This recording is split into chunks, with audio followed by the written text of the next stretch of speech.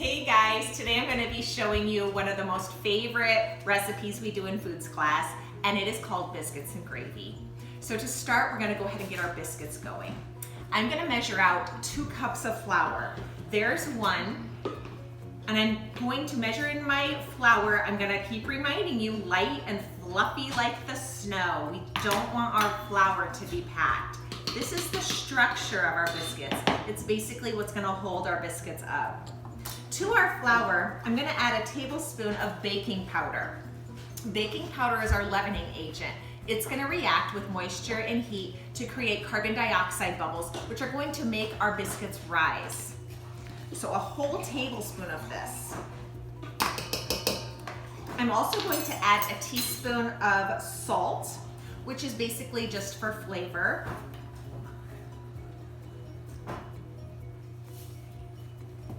And these are the only 3 dry ingredients I'm going to have. I'm just gonna give them a little whirl to make sure they're blended. And now what I'm gonna do is I'm gonna cut in my butter. Not my butter, I'm sorry, my fat. And the fat I'm using is called shortening. Now what shortening does is it shortens the strands of gluten. How ironic, right? So it makes it nice and tender instead of tough and chewy.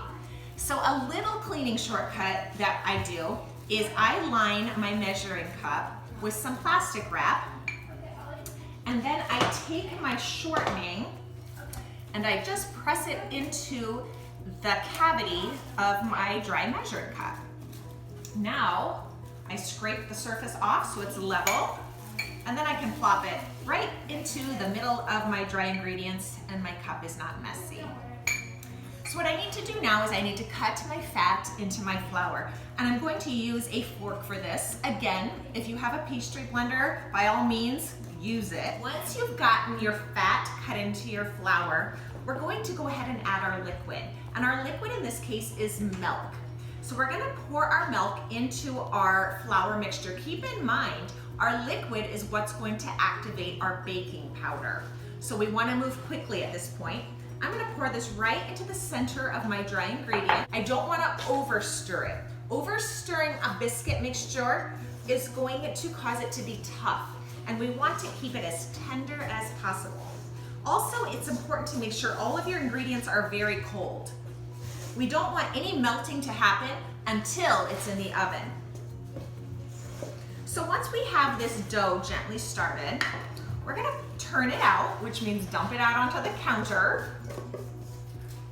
And we're just gonna kind of start to work it with our hands until it comes together. You don't necessarily need to knead it, but you're just gonna kind of gently press it together. Now the least amount of touching with your hands, the better, because what would melt my fat? Warmth, right? Are my hands warm or cold? They're warm.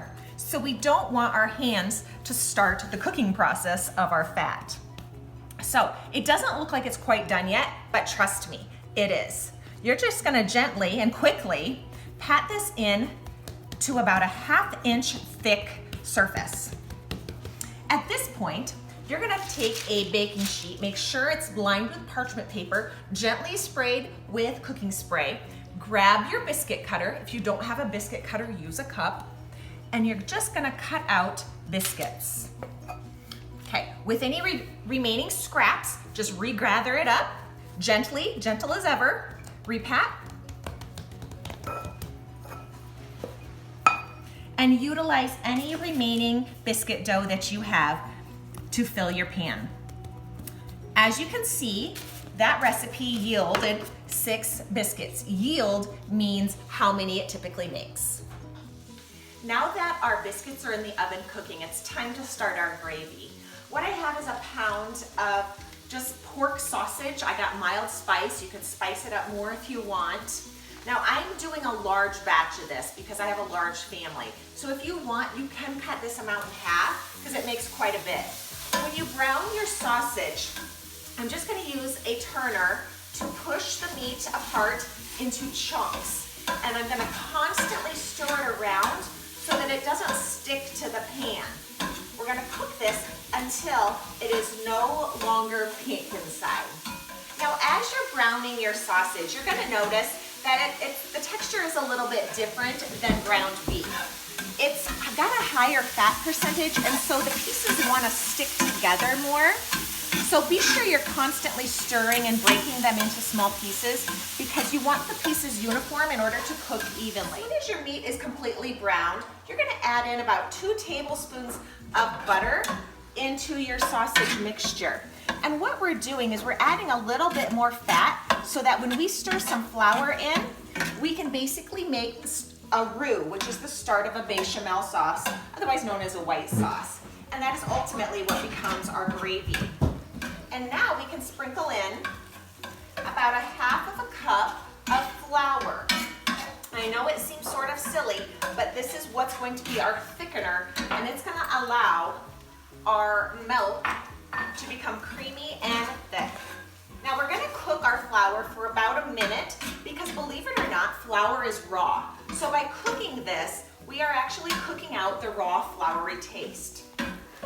So we've got our sausage, we've got 2 tablespoons of fat, and we've got 1/2 cup of flour. We're going to stir in 4 cups of milk. Now I use whole milk because that's what my family drinks, but you could also use heavy cream or a 2% or skim milk if you would rather. Now I have this on a medium-high heat, and I'm going to grab a wooden spoon, and as I cook this, I want to stir it in a figure-8 pattern. What this does is it ensures that I am stirring my mixture completely without splashing it up over the sides. All right, so this has been on medium-low heat. I don't want this to boil, but what I have going on here is just a light poach where I'm seeing a few bubbles start to simmer out. You may start to think that this is never going to thicken, but it does take a while and the heat to actually activate the flour is the thickener. What you don't want to do is to add additional flour at this point, because if you do, all you will get is lumps in your gravy mixture. So at this point, I'm gonna go ahead, as I see it starting to thicken, I'm gonna go ahead and add some salt and pepper and adjust it to your taste, of course. Add as much or little as you wish. And go ahead and stir that in. Now, as you see these wisps coming up out of your gravy, what that is the moisture evaporating out of our gravy, which is ultimately concentrating our gravy, pulling out the flavor and making it extra thick and creamy. As you can see, we've taken our biscuits out and they are GBD. We're gonna go ahead and select one. What I like to do is just notice the flaky layers before I separate my biscuits. And then you can load it up with your creamy white sauce and gravy. Now, white sauce is also called bechamel, in case you were curious. And what I like to do is top it with plenty of black pepper, and supper is ready. Until next time, enjoy.